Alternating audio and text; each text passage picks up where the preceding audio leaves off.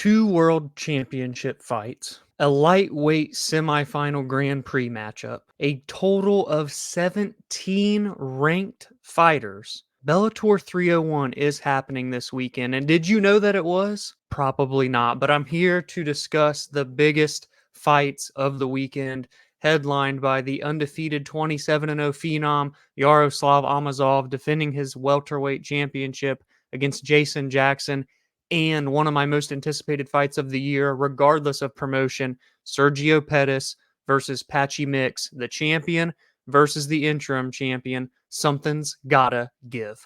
We start in the headlining bout where the champion, the welterweight champion that is, Yaroslav Amosov, will look to extend his perfect record to 28 wins and 0 losses, 9-0 in the Bellator cage, but it will not come easy as he's going up against the number 2 ranked Jason Jackson, coming in himself on a 6-fight win streak. And you look at those latter 4, the biggest wins of his career, bar none: Douglas Lima, Paul Daly, Neiman Gracie, Benson Henderson.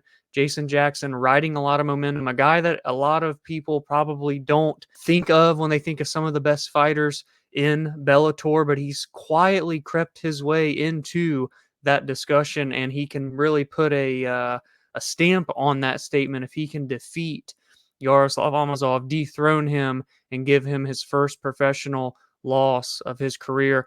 Amosov, man, the story behind this guy from the Ukraine, went over to fight in the war when all of that stuff happened.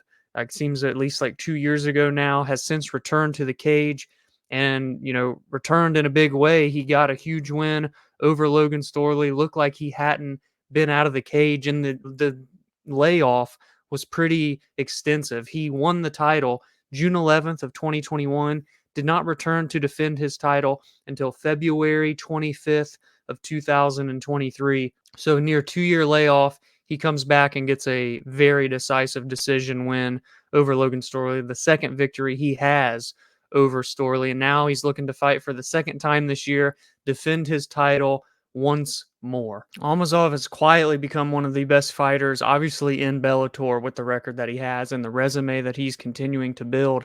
But he's also could be in the discussion for one of the best welterweights in the entire sport of mixed martial arts. Bellator has, and even the PFL to a certain extent, but more so Bellator, they do have people on the roster that can be in the discussion for best fighters in the world, regardless of promotion. There's a few of them on this card, and it is here one of them in Amosov, the headlining act here, the standing welterweight champion. A lot of times these, Bellators and PFLs won championships don't get the respect they deserve because of just how large the UFC is. And yes, the UFC has predominantly the best fighters in the world, but there are people in these other promotions that deserve to at least be in that discussion, Amosov being one of them. And I'll just say here too, to finish this fight discussion, if he can win here, improve to 28-0, 9-0 in Bellator, remain the champion with 2 title defenses, it would be pretty incredible. And we don't know the future of Bellator. It seems like this could honestly be the last Bellator event that we ever see, at least the Bellator that we know. There's been no discussions or news for 2024, even the early January, February, Marches of the next year. The rumors have swirled all year about the PFL potentially purchasing Bellator. It's been very, very quiet. Obviously, and to Bellator's detriment, the promotion for their events is very lackluster, and it's a shame because of how massive of a card that this is. It's going to get overshadowed by a UFC card that doesn't even hold a candle to the talent and storylines that are on this Bellator card, unfortunately. And so what's going to happen here with these champions such as Amosov if Bellator is no longer a thing in 2024? How will that work with a potential merger and purchase by the PFL?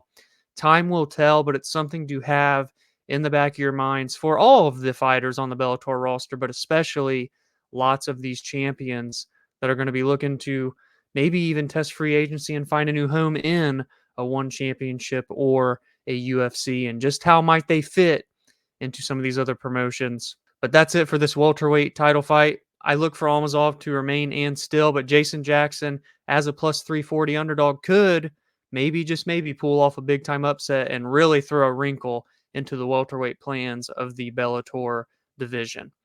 On to the co-main event we go. It's a huge, huge fight. The bantamweight champion of the world, Sergio Pettis, and Patchy Mix, the interim champion of the world. Former UFC flyweight Sergio Pettis has been incredible since leaving the UFC and joining Bellator, has amassed a 5-0 record with wins over the likes of former champion Juan Archuleta, dethroned Kyoji Horiguchi on the brink of defeat, may I add, with a nasty spinning back fist in round number 4 of their fight in 2021.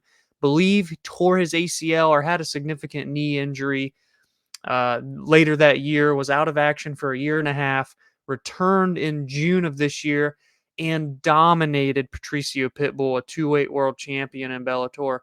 Had the performance of his career, did Sergio Pettis, and did that off of a drastic knee injury. He's 30 years old, right in his prime, and is surging right now in Bellator. No pun intended, maybe a slight pun. And he's going up against the interim champion, Patchy Mix. Coming into this fight also at 30 years old, 18-1, 7-1 in Bellator, the only loss to Juan Archuleta. He's won 5 straight fights and had a huge, huge knockout win over Rafael Stotts in April of this year to win the Bantamweight Grand Prix and to become the interim champion whilst Sergio was recovering from injury. And then they had the fight with him and Pitbull, obviously, in the summertime to see who can become the undisputed bantamweight champion of the world in Bellator. My goodness, I don't know what's going to happen with Bellator, as previously alluded to in the main event discussion, but these are two of the best bantamweights in the world, especially Patchy Mix. He has been on our radar on this show for quite some time, really the 3 years that we've had this show going. And Sergio has really went from a middling flyweight, trading wins and losses in the UFC, to one of the best bantamweights in the world. This fight right here should show you just how deep and how awesome 135 pounds is across mixed martial arts as a whole. It doesn't get much bigger than this fight right here in terms of Bellator standards. And really in MMA, this is one of the biggest bantamweight fights that you can make if you're talking high level, competitive back and forth action. This is it right here. So you have to tune in. If you're going to watch a fight at Bellator 301, you want it to be the co-main event. This is a marvelous fight. Patchy Mix coming in at a minus 198 favorite. Sergio on the comeback at plus 164, even though he is undefeated. This is going to be great. I look for it to be very competitive. I look for it to be a back and forth 5-round fight where the winner is going to have to edge it out on the scorecards. Maybe we get a big finish, but I would be shocked. These two are just surging right now. They are in their prime. They look the best they've ever looked before. It's going to be big time action through and through. Bellator 301, Yaroslav Amosov looking to stay perfect against Jason Jackson, trying to play spoiler, and Sergio Pettis and Patchy Mix, who is the undisputed bantamweight champion. We're going to get answers at Bellator 301. So that's it for the 2 title fights. I hope you guys enjoyed this video. Well, let me know what you guys think about the fights this weekend for sure. Who you think is going to come out as the champions, and really throughout the rest of the card as well. There's a plethora of big fights going down. So let me know all your predictions there. But more importantly, let me know what you think is going to happen with Bellator. This, again, discussions, plans, fight announcements, news. There's been nothing announced for 2024. Is Bellator 301 the final event of Bellator's history? At least the Bellator that we know. 2 title fights. Like I said, 17 total ranked fighters on this card. It is massive, but what actually does it all mean with no future in mind, in sight for Bellator heading into the new year? Let me know all your thoughts. If you enjoyed this video, drop a like, subscribe to the channel if you are new so you never miss a fight breakdown, a preview, a recap, breaking news, fight announcements, so on and so forth. And be sure to check out the UFC Vegas 82 main event preview. Brendan Allen and Paul Craig. That'll be coming next on the channel. See you guys there.